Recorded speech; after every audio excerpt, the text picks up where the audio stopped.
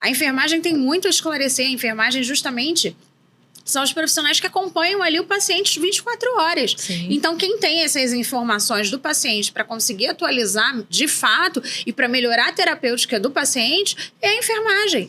Então, isso não pode ter uma comunicação, um ruído de comunicação. Sim, nisso. porque isso atrapalha diretamente a prestação de serviços. Exatamente. Né? Então, é uma responsabilidade da instituição lidar com esses problemas no ambiente de trabalho delas. É isso aí. E muitas Isso é uma vezes elas fecham cultura os olhos. institucional. Sim. E aí, assim, a gente percebe isso claramente nas fiscalizações, quando a instituição estimula essa questão, quando, por exemplo, existem rounds, né? Rounds em terapia intensiva, para tratar a questão daqueles pacientes que estão ali naquela semana, né?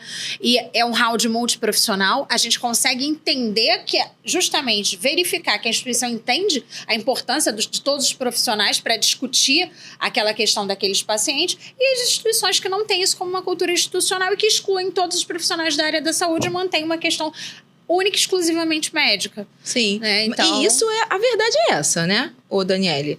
A maior parte das instituições hoje hospitalares, elas cerceiam os direitos de fala e de participação sem dúvida. da enfermagem Sem nos dúvida. espaços que a enfermagem deveria estar. E isso é ilegal. Sem dúvida. Porque a Constituição Federal, ela fala que é direito do profissional da enfermagem exercer a sua enfermagem com autonomia, livre, né, de qualquer limitação, de qualquer preconceito e por aí vai. Então, se existe um round na instituição que fala sobre um paciente que é meu, Sim. eu tenho o direito de estar lá e querer participar. Exato. É isso. Exato.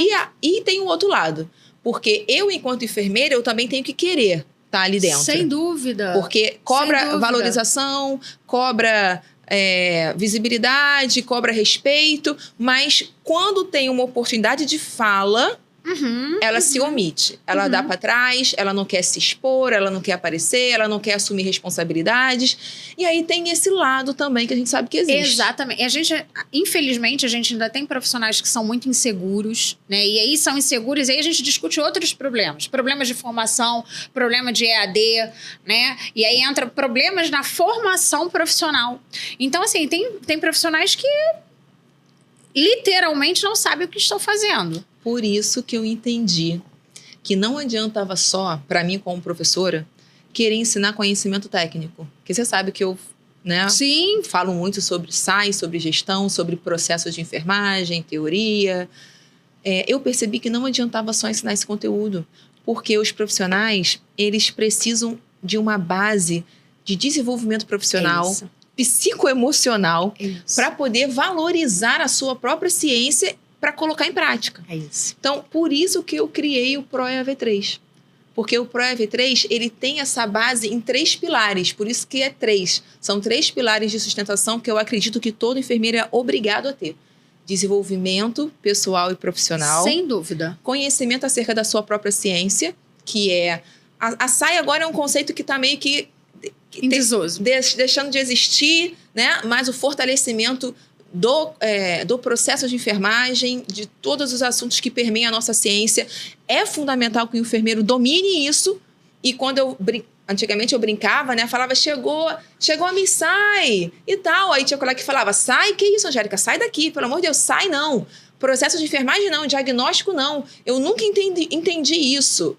Aí eu fico, na minha cabeça, bate um desespero, porque eu penso, como é que isso é o nosso trabalho. Como é que você, enquanto enfermeiro, enquanto cientista do cuidado, você nega a sua própria ciência? Exatamente. E é por isso que não é valorizado. Porque nem a própria enfermagem valoriza a ciência dela. Se a enfermagem não acreditar na enfermagem, vai ser sempre assim. Vai ser sempre assim. Essa é a minha luta, tá? Isso. Meu propósito é esse, conscientizar. E você tá coberta de razão, assim, não existe, na verdade, hoje está muito em alta o empoderamento, essa palavra empoderamento, eu faço sérias restrições a essa palavra, tá? Essa questão do empoderamento, dessa atitude empoderada, a atitude empoderada, ela começa no desenvolvimento pessoal, que é um dos pilares. Ela começa no desenvolvimento pessoal, né? E ela se conclui justamente na questão do conhecimento técnico. Então, hoje, a gente tem muitas pessoas reivindicando uma série de coisas, mas justamente quando você pede para que aquela pessoa atue ali com firmeza, ela não tem o conhecimento técnico para aquilo.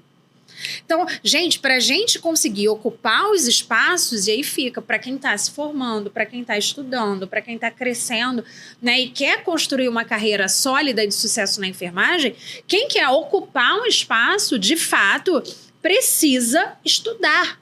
A gente precisa ter conhecimento técnico.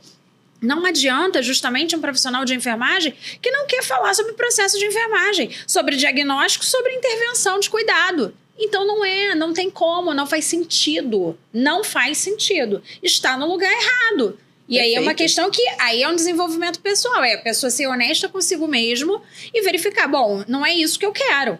E aí é uma outra questão. Isso a gente consegue resolver uma série de problemas lá na frente. De insatisfação profissional. Perfeito. Né, de insatisfação técnica.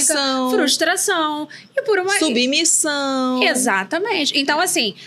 hoje a gente tem diversas arestas que precisam ser aparadas aí, e uma delas é isso, assim, o profissional ele tem que ser técnico-científico, ele tem que ir justamente, não é uma disputa de quem sabe mais, quem sabe menos, não é nada disso, cada um são áreas de saberes distintas, mas a gente precisa trazer isso. Então, o enfermeiro ele é fundamental num round, por exemplo, na terapia intensiva, justamente, olha, ele monitorou o paciente, então ele vai trazer os dados do balanço hídrico daquele paciente, ele vai trazer alguma sugestão, alguma proposta de intervenção, então ele vai trazer a questão dos sinais vitais da paciente, ele vai justamente fazer a relação do horário em que a medicação foi administrada, se houve uma bradicardia, se não houve uma bradicardia, porque ele sabe qual é a meia-vida daquele fármaco. A equipe que deu conta dos cuidados. É isso. Né? E aí eu te falo mais uma coisa, a gente precisa identificar e discutir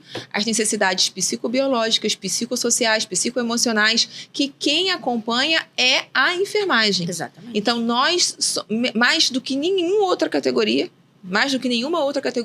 é quem pode falar sobre essa demanda do indivíduo.